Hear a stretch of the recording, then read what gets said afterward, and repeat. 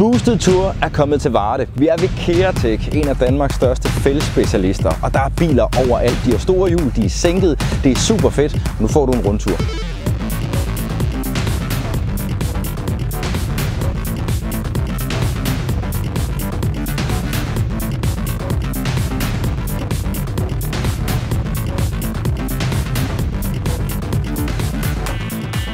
Boosted Tour har været i Aarhus, Nykøbing, Køge, Odense og den 7. september var karavanen ved en af Danmarks største fældsspecialister, nemlig Keratech, lidt uden for Varde. Vi står i september måned og kan stå i t-shirt og shorts, og det gør jo alt. Folk kan jo godt mærke, at det er ved at være sidste udkast nu, hvis de skal nå at køre en tur i deres bil, inden de skal ind for vinteren.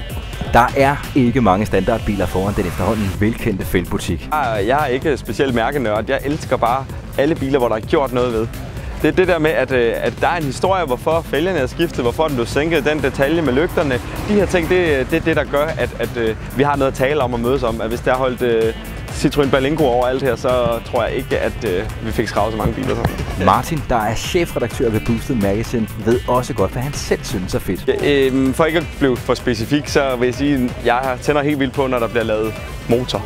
Når man har en bil, som ikke syner så meget, men som laver en masse heste og måske kan køre fra nogle af de helt store dyredrenge. Og dem har vi nogle stykker af her.